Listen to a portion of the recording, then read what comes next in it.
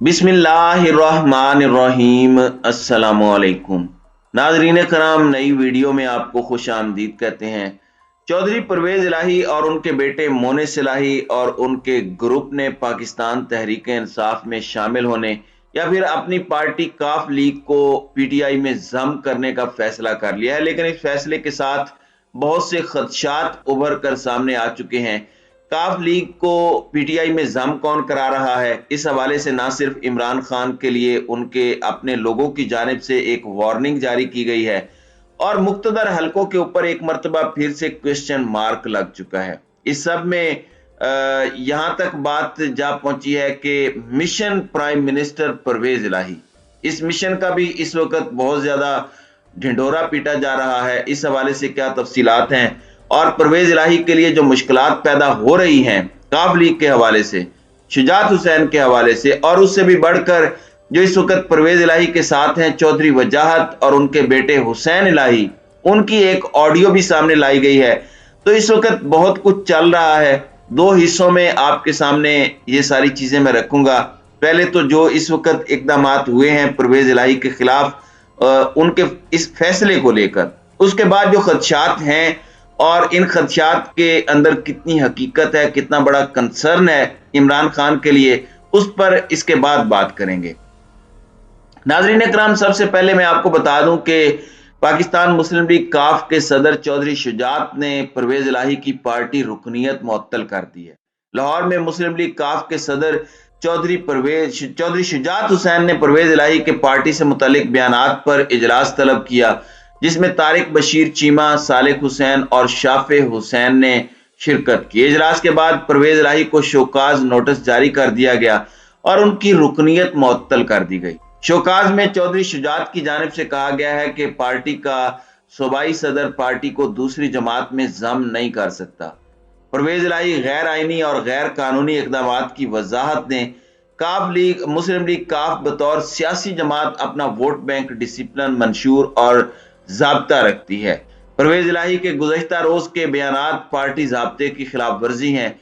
Show cause notice में कहा गया है कि परवेज इलाही 7 दिन के अंदर अपने गैर आईनी इकदाम की वजाहत करें।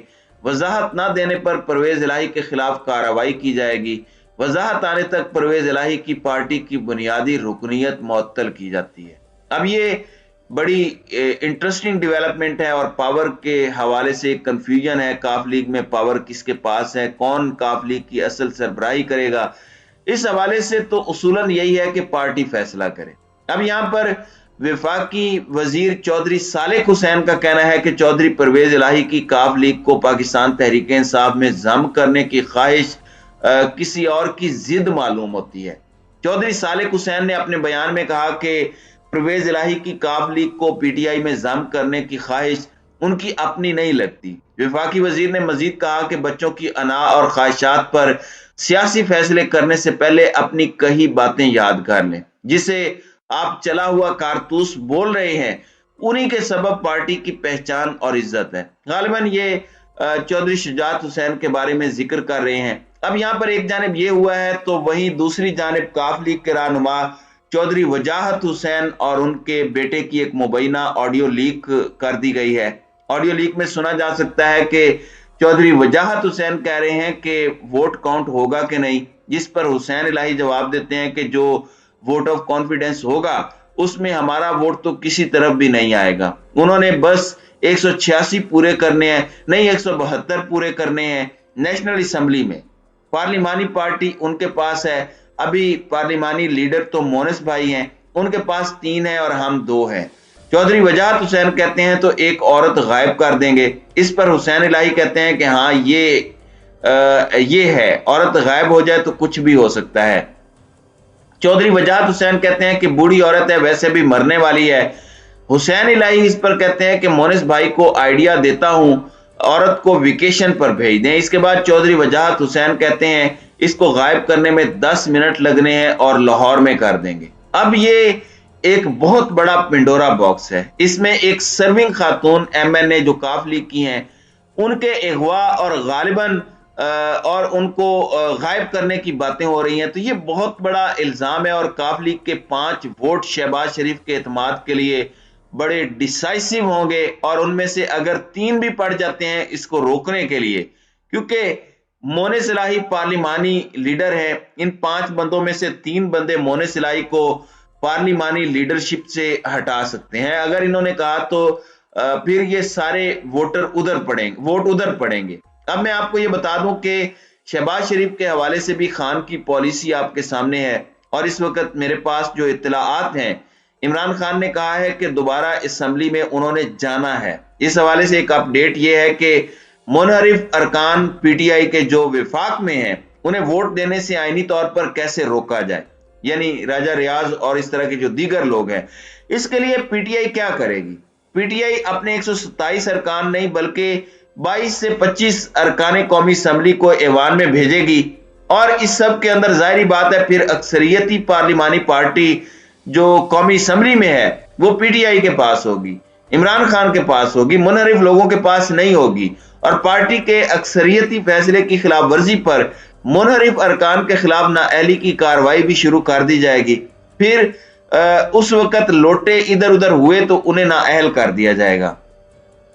دوسری طرف چودھری پرویز الہی، ان کے حوالے سے آپ کو پتہ ہے کہ یہ اسٹیبلشمنٹ کے بہت قریبی سمجھے جاتے ہیں، اور جو پاکستان کی طاقتور ملٹری اسٹیبلشمنٹ ہے اگر اس کی بات کریں تو اس حوالے سے بھی پرویز الہی کا فیوچر رہا ہے۔ اور اب موجودہ وقت میں ایک چیز ماننے والی ہے کہ پرویز الہی اور ان کے بیٹے مونس الہی نے وفا کی ہے۔ عمران خان نے یہاں تک کہا کہ چڑیا گھر والوں نے پرویز الہی سے پوچھا، چڑیا گھر والوں سے مراد آئی ایس آئی ہے، انہوں نے پوچھا تو پرویز الہی نے کہا کہ ہم نے کوئی ووٹ نہیں لینا، ہم نے اتوار کو لینا ہے۔ یعنی پرویز الہی بھی عمران خان تک ساری باتیں پہنچا رہے تھے، اور عمران خان نے سجی دکھا کے کھبی ماری، اعتماد کا ووٹ راتوں رات لے لیا، اور اس میں پرویز الہی نے بھی عمران خان کا ساتھ دیا، اور اب پرویز الہی پاکستان تحریک انصاف میں شامل ہو رہے ہیں۔ تو اس صورت میں مونس الہی کو وزارت اعلیٰ بھی دی جا سکتی ہے۔ اب اس پر بہت سے کنسرن ریز کر دیے گئے ہیں اور بہت بڑے سوالات اٹھا دیے گئے ہیں اس پورے سینیریو کے اندر۔ اب حامد خان کا آپ کو پتا ہے کہ وہ پاکستان تحریک انصاف کے بانی اراکین میں سے ہیں، انہوں نے بھی اس خدشے کا اظہار کیا ہے اور عمران خان کو ایک مشورہ دیا ہے کہ یہ نہ ہو کہ آپ کی پارٹی کے اندر طاقتوروں کی جانب سے کچھ پلانٹ کر دیا جائے، بلکہ تھوڑا سا آپ حامد خان کی اپنی زبانی یہ سن لیں کہ وہ کیا کہہ رہے ہیں۔ سمجھتا ہوں کہ یہ کا جو پاسٹ ہے کوئی اتنا قابل فخر نہیں ہے، کیونکہ یہ پارٹی کی بنیاد ہی ایک ڈکٹیٹر کے میں نے رکھی تھی۔ یہ تو جو عمران خان صاحب نے باجوہ کے خلاف کوئی بیان دیا تو اگلے دن ہی رپورٹ کیا پرویز الہی نے، کیونکہ وہاں سے اشارہ آ گیا۔ پاکستان کی تاریخ میں مائنس کی سیاست جو ہے وہ بڑی رہی ہے۔ عمران خان کو مائنس کر دیں، نواز شریف کو مائنس کر دیا، ذوالفقار بھٹو، بے نظیر بھٹو، تو کیا سمجھتے ہیں کہ یہ مائنس کا جو کلچر ہے یہ پاکستانی سیاست کے لیے متحمل ہے؟ اسٹیبلشمنٹ ابھی بھی ایکٹیو ہے، پی ٹی آئی کے خلاف ہے، پی ٹی آئی کے مخالف قوتوں کو اکٹھا کر رہی ہے اور ان کو مضبوط کرنے کی کوشش کر رہی ہے۔ میں توقع کرتا ہوں خان صاحب اپنی زبان پہ قائم رہیں گے اور ورکرز کو انکریج کریں گے، اور جو الیکٹیبلز ہیں جو بعد میں لوٹے ہو جاتے ہیں ان سے پرہیز کریں گے۔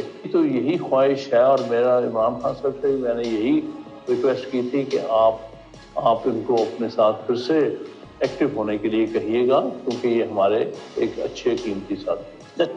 جی ناظرین اکرام، اس سے پتہ چلتا ہے کہ اسٹیبلشمنٹ اب بھی پاکستان تحریک انصاف کے خلاف بہت سے اقدامات کر رہی ہے، بہت سے لوگوں کو مضبوط کرنے کا عمل اسٹیبلشمنٹ ابھی بھی جاری رکھے ہوئے ہے، اور کاف لیگ کی جو مرضی ہے اس کی وجہ سے ان پر بھروسہ نہیں کیا جا سکتا، جو کاف لیگ کا ماضی ہے اس کی بنیاد پر۔